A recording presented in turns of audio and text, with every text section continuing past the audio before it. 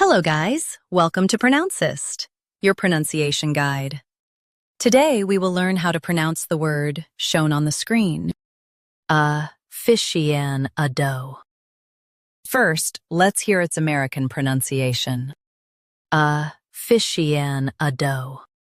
Now, read the syllables of U.S. pronunciation shown on the screen naturally. Fish. On, dough, AFICIONADO. Fish, on,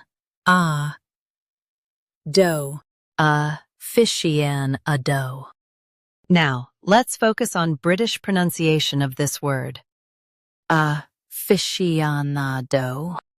Now, read the syllables of British pronunciation shown on the screen naturally. Fish.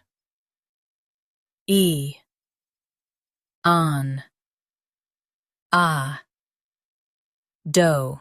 AFICIONADO. Fish. On. Dough. AFICIONADO. Stress fish and keep da clear. AFICIONADO. AFICIONADO. Practice repeatedly and you'll soon be able to say this word perfectly. The best way to practice is to repeat the syllable multiple times. The meaning of the word is a passionate fan. Try repeating this word several times to improve your pronunciation.